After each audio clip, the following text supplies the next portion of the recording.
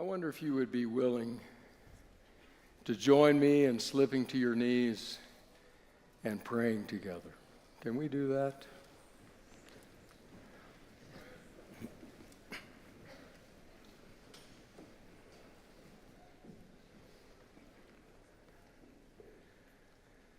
Gracious God,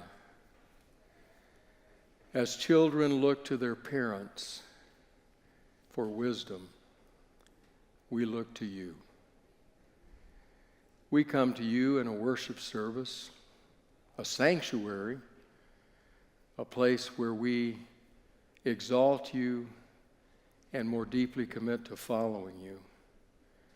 But just beyond the boundaries of these walls and these doorways is a world where we struggle to make sense of things. Seems the world has gone mad, Lord. In the midst of it all, we crave your presence, your wisdom, your spirit. So as we turn our thoughts to you today, might you make yourself known. Thank you in Jesus' name. Amen.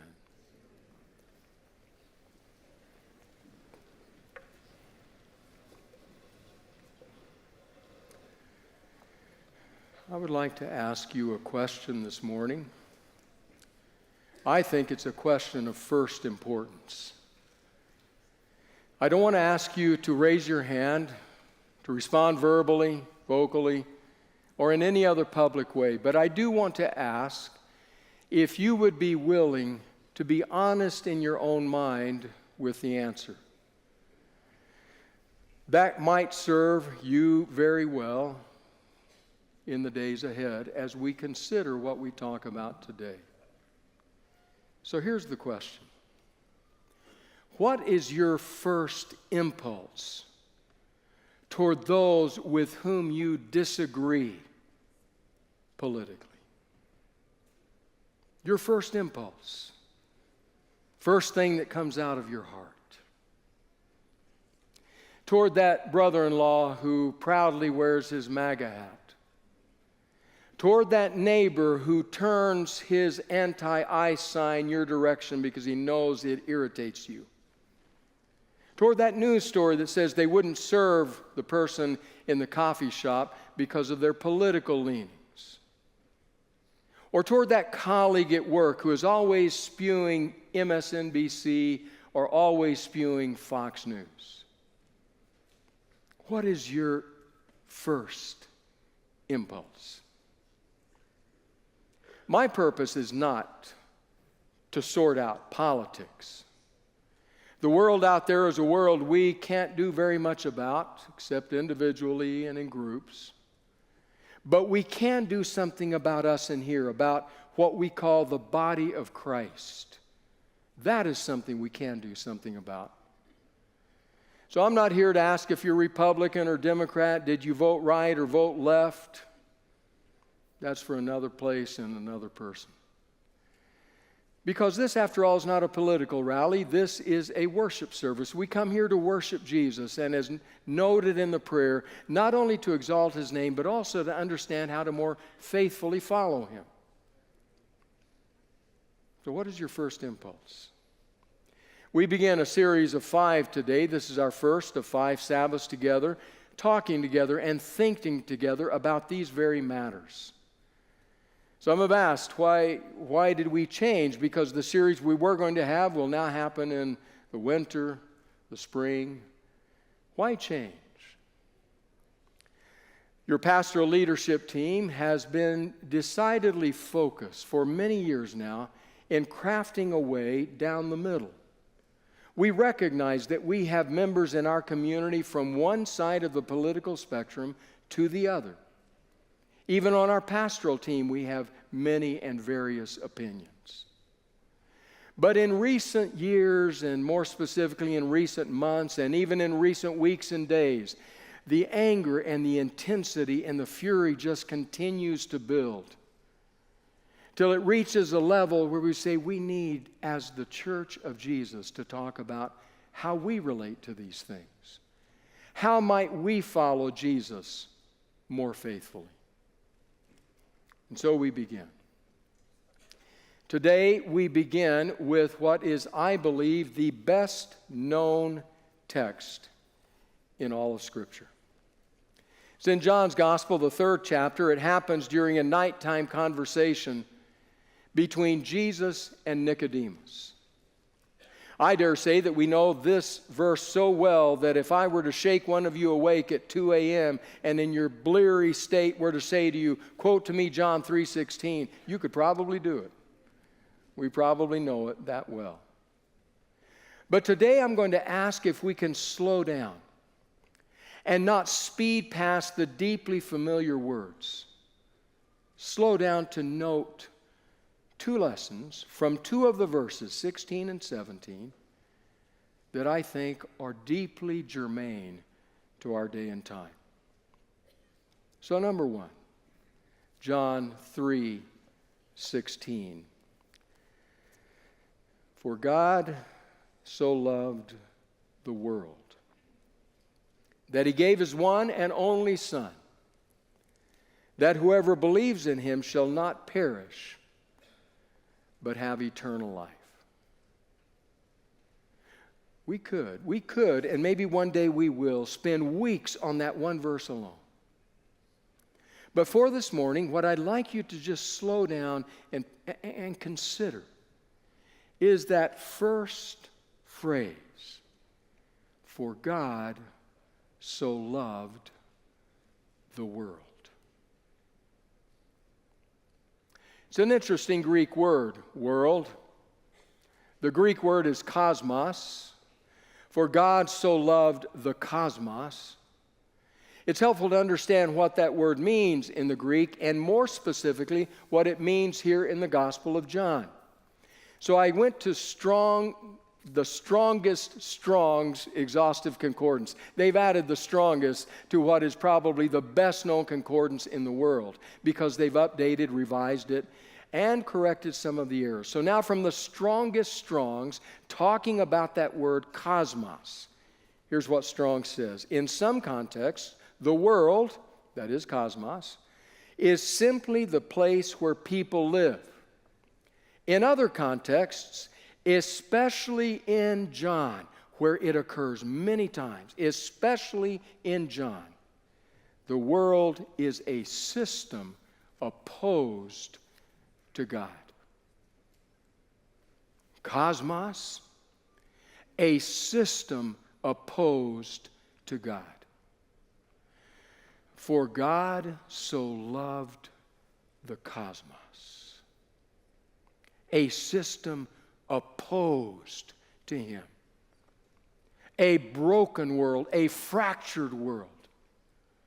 He loved the world in all of its ugliness, in all of its rage, in all of its violence. He loved the world as a place where people were still striking out at others and leaving marks on their bodies and scars on their souls. A world where people who claim to belong to the body of Christ hurl the most vile epithets at each other and then worship God. The world where brokenness in relationships is at pandemic proportions. The world that wanted nothing to do with him. John describes it here in his gospel in the 1st chapter by saying, basically, he came, meaning Jesus, he came to his own world, and even his own people would not receive him. We don't want anything to do with you. You've got the wrong message, the wrong belief, the wrong picture of God, the wrong direction, the wrong kingdom. We are opposed to you. And then I read, for God so loved the cosmos. The system opposed to him. Now, this is not the knee-jerk reaction of a weak parent who can't confront a wayward child. That's not what this is. We know from reading Paul and his letter to the Ephesians, for one place, though there are many others, we know from reading there that God's love and commitment to this planet was present before the foundation of the world. In other words, this was a steady, consistent, persistent, insistent commitment to love this planet as it spun pristine and pure from the Creator's hand, or in all of its ugliness and bile. He still loved. The picture that comes to mind for me is the picture of a dad, maybe. A dad holding that newborn baby close to his breast and wondering, what does the future hold? That dad has in his mind, I will love you forever and love you for always. Whether you become etched into the annals of human history, or you make the wrong choices and end up at desperately dark places, child, I will never stop loving you. For God so loved the cosmos, his first impulse. Second thought, from the verse that follows, John 3:17, which always lives in the shadow of John 3:16 and does not get as much attention. But after what we've just read, listen to the next words. For God did not send his Son into the world to condemn the world, but to save the world through him. In other words, when God appeared on the scene, he did not appear with a finger jabbing and stabbing in our faces, pointing out our sins, our failures, our flaws, telling us that we were wrong, condemning us. No, he appeared with hands stretched out in invitation to relationship. Come, let's reason together. Though your sins be as scarlet, they'll be white as snow. Though they be red, they will become like wool. It's an invitation to a relationship. We need to notice that. I think that Edwin Searcy says it best when he speaks of this by saying this: the pastoral implications of God's outreaching love are massive. It means that God is to be found where the Son of God is to be found, living incognito in the world. Notice that in the space of 2 chapters in John's Gospel, Jesus is found first meeting in the dark of night with the Jewish leader Nicodemus, a classic insider, and then in the noonday sun with a Samaritan woman, a forgotten outsider. While he can sometimes be found in the synagogue and the temple, Jesus is usually seen in the streets where he is feeding, healing, teaching, forgiving. He has been given to the world to embody, to incarnate the love of God for the world. The church that claims his name is called to be a daring witness with this true testimony that God loves the world. Yet how often the world hears a different message? How often the gospel sounds not like love but like condemnation? How often the church comes across as holier than thou? It can seem as though God is eager to divide, to judge and separate, to save some and abandon the rest. Jesus reacts to such misunderstandings. Indeed, he says, God did not send the Son into the world to condemn the world, but in order that the world might be saved through him. The Missio Dei, the mission of God, is life-giving and life-saving. This is not a rejection mission. It is a rescue mission. This is the inclusive love of God. It is life from above for all who are perishing. God so loved the cosmos that he did not come to condemn, but to save. God so loved. Maybe we ought to linger over that word before we leave this. It's the verb form of a Greek word with which you're familiar if you never even took a Greek class. the Greek word agape. Listen to what New Testament scholar Robert Mounce writes about the word. It is common to discuss three Greek words for love, he says, eros, philia, and agape. The first is used of passionate desire. It's not found in the New Testament, not the desire, but the word. And the second of a fondness expressed in close relationships. The third word, agape, was rather weak and colorless in secular Greek, but in the New Testament it is infused with fresh significance and becomes the one term able to denote the highest form of love. Bible scholar A.M. Hunter highlights the significance of agape by noting that while eros is all take and philia is give and take, agape is all give. For God so loved that he gave and gave and gave and continues to give. It is not an afterthought. It is the first impulse of his heart toward those part of a system opposed to him. Now, the temptation is to take that truth, the truth that God loves me, God loves you with an everlasting, matchless love, to take that in while it warms up every part of us, to go home and spend the afternoon basking in the glow of the magnificent, matchless grace of God. Honestly, we need to do a lot more of that. But for today, I want to remind you of something else Jesus said. He also said, freely you have received, freely give. In other words, embedded in this announcement, this proclamation of the gospel love of Jesus, is also contained a challenge to go out and do for them what he has done for us. That changes things. That's not nearly as easy, because it means I must follow the footprints of Jesus. And the honest truth is that the footprints of Jesus will often lead me to painful places. I want to consider 4 places where the footprints of Jesus, based on his love for us and his not condemning us, could lead. Will lead. Some of these will flesh out more as we go along this journey. But for today, 4. First of all, the footprints of Jesus lead us to a kingdom where all are equal,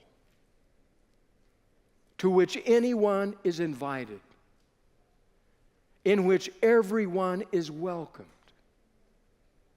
All are equal.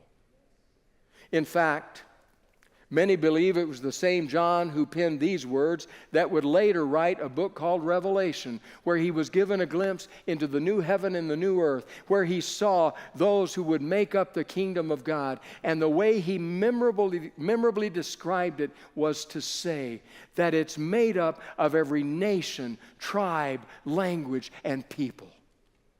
Curious, isn't it, that our distinctions will continue into the kingdom to come, as God's great rainbow of love of his creation, where all are loved, all are welcomed, and all are equal. That's where the footprints of Jesus lead. As such, in the body of Christ and in the hearts of the disciples of Jesus, there is no room for racism, bigotry, prejudice, sexism, looking down my nose at others. No room. Full stop. The footprints of Jesus lead to a kingdom where all are equal and loved. Secondly, the footprints of Jesus lead to a kingdom where the enemy is loved.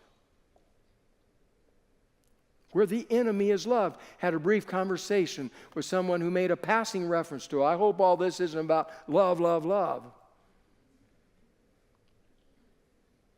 I get the premise of that, because it comes from a view of love that love is weak and insipid and pastel colors and unicorns and rainbows and all of those kinds of things, cotton candy.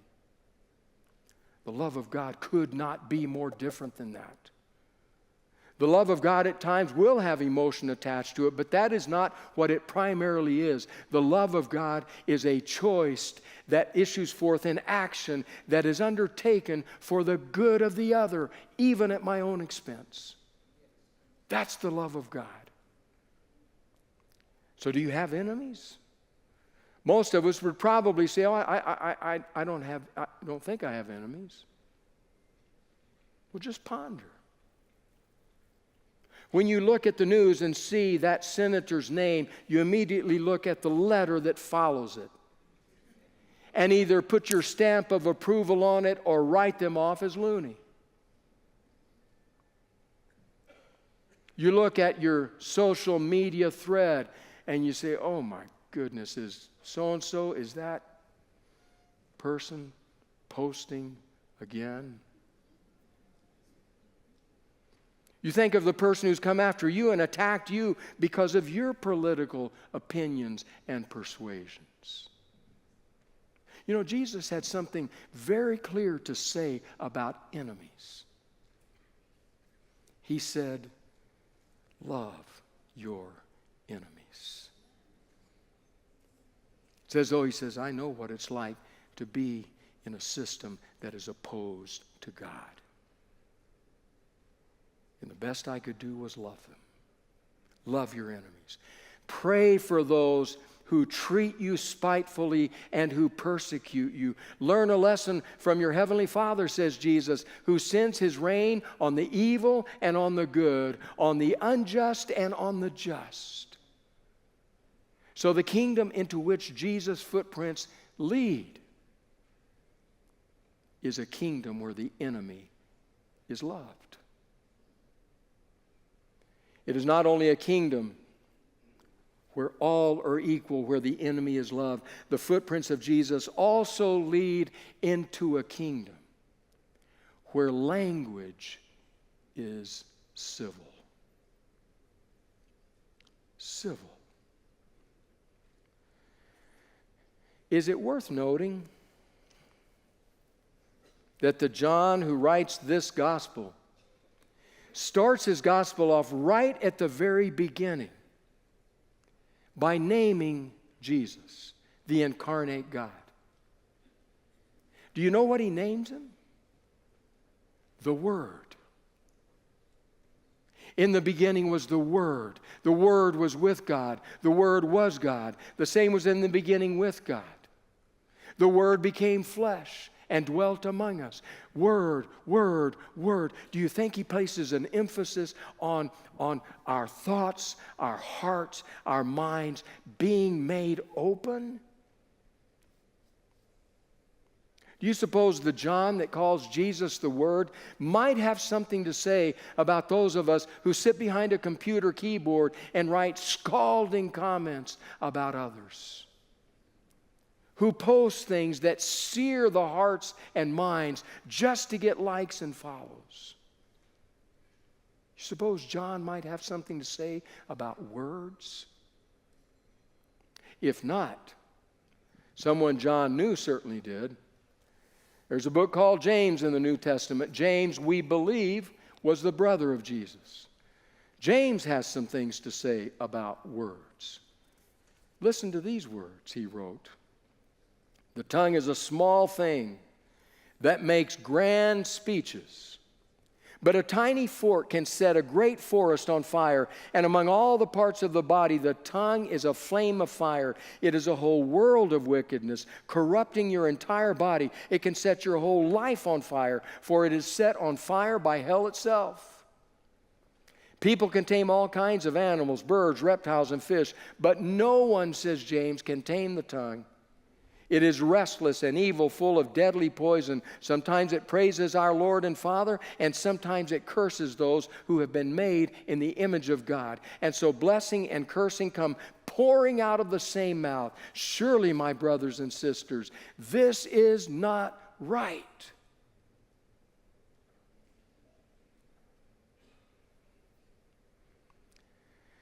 If we follow Jesus and his footsteps,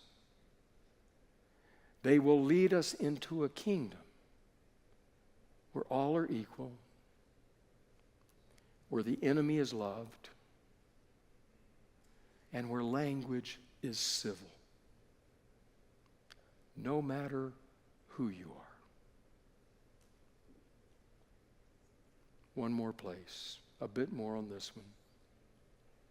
If we follow the footsteps of Jesus, it will lead us into a kingdom where our first fidelity, our first faithfulness is to God, to no one else, to no other kingdom, country, emperor, president, or human being. Our first fidelity is to God. There comes a moment, once again, in this gospel, late in this gospel, where everything, at least from a human perspective, is collapsing. It's all falling apart. The movement, the message of the kingdom of heaven, Jesus himself as the Messiah, it is all fracturing before their very eyes. The text describes that moment when Jesus, bloody and battered and bruised, stands bound before Pilate, the Roman procurator. Pilate is trying to make sense of this. He's trying to understand this seething mob outside, and this man who stands with such broken dignity and bloody grace. And so a conversation ensues. And if I could put words in Pilate's mouth, it seems that part of what he's asking is, why are you here? Don't you have followers who can stand up for you, protect you, fight for you? And Jesus, the battered Messiah, says, my kingdom is not of this world. If my kingdom were of this world, then would my servants fight. You know what he's saying? My servants don't fight. Not in that way. When they do fight, their message is truth, their weapon is love, and their attitude is humility. My kingdom is not of this world.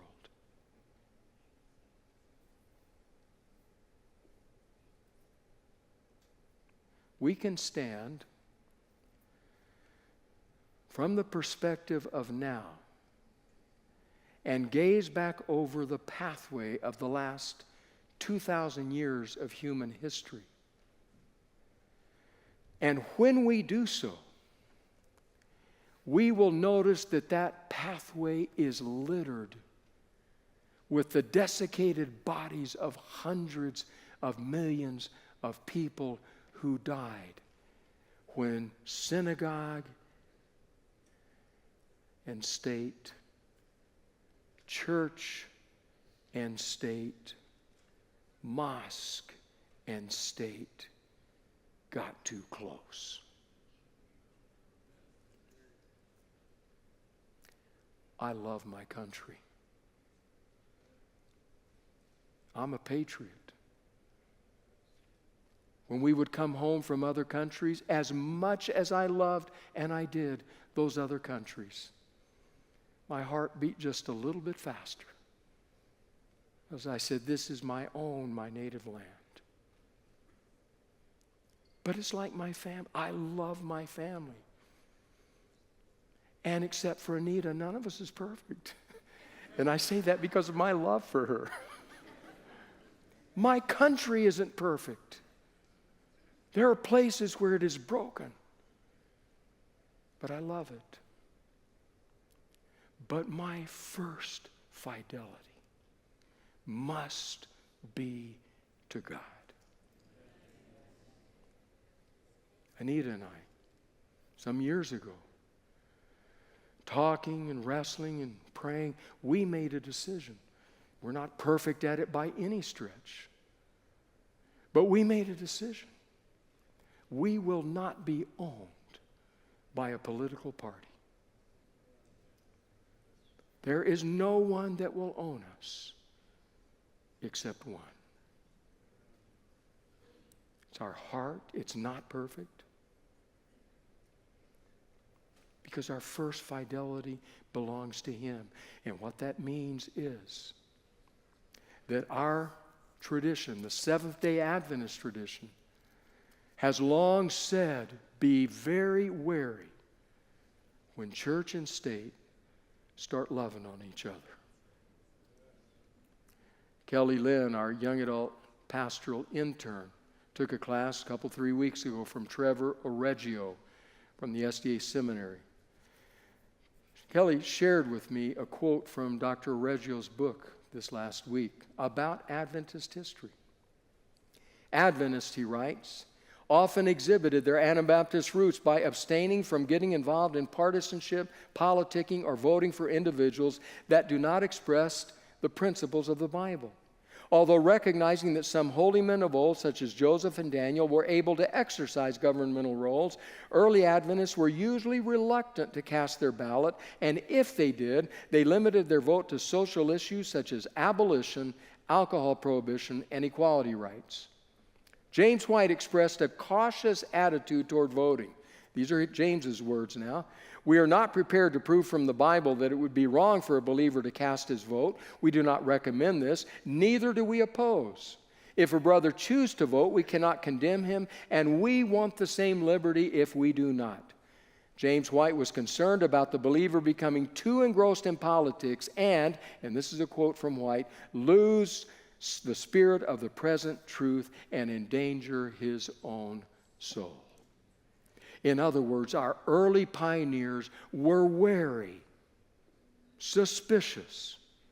There were those who did get involved, who did vote. There were others who chose not to because they were concerned about having some kind of illicit relationship between the two and becoming confused as to whom their first loyalty belonged. We've been together for years, friends, for years. I hope you know me well enough to know that I oppose the approach to the second coming of Christ that I describe as taking eschatological caffeine. Getting all hyped up. It's going to happen, it's going to happen, it's going to happen, because then we crash and we're worse off than we were before. I have a wariness of the approach to the second coming that's constantly saying, soon, soon, soon, soon. I've lived my life in the soon.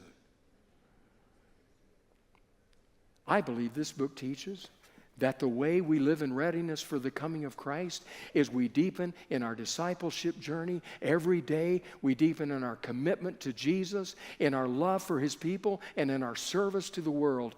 That's the way a consistent life, whenever it happens. I have said all of that to say this.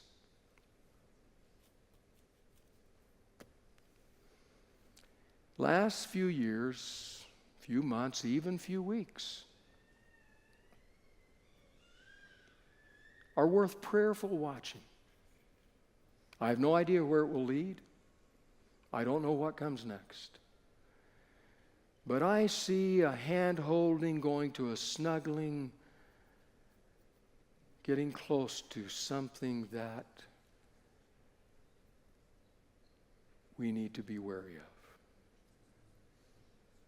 Because our first fidelity is to Jesus. That comes first. You say, why? Because He loved us with an everlasting love. He didn't come to condemn us. He came to save us. At our worst, for God so loved the cosmos. And if that doesn't make you want to stand up and follow those nail-stained footprints wherever they go, I don't know what could.